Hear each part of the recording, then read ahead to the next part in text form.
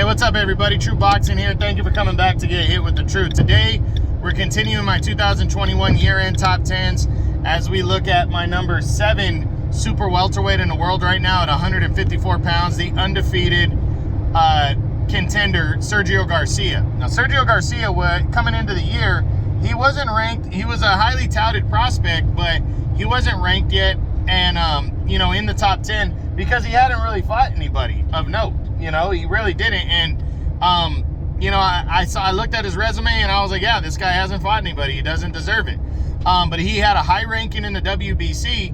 And then he didn't fight all year. And then at the end of December, he got a huge eliminator with Sebastian Fundora. And coming into the fight, I thought he was going to get completely outworked. And man, he put on a show with Fundora. That was a really good back and forth fight. The scores were very wide in favor of Fundora. But Garcia let it all out there, and but it would end up dropping a unanimous decision to Fundora. But he really showed how good he really is, and that he is deserving of staying in the mix here in the WBC.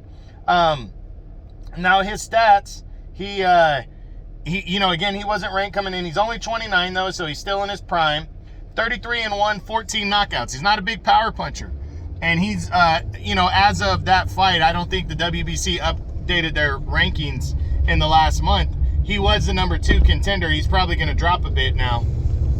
Excuse me. But what a performance he put up against Sebastian Fundora. Really turned some heads and impressed some people. And now we just got to see what he does going forward. Prior to that, from what I understand, he was a Golden Boy guy.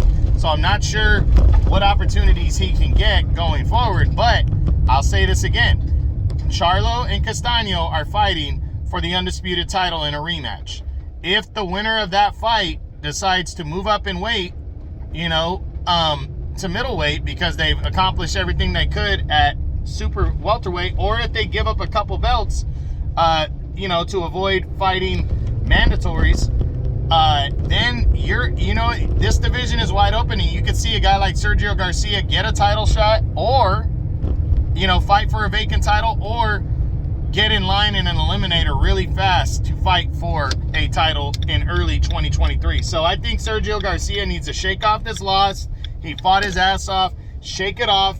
Go compete at maybe get a win in the first half of the year, stay busy, and then the second half of the year potentially set himself up for a title eliminator of some sort. So hopefully that's what happens.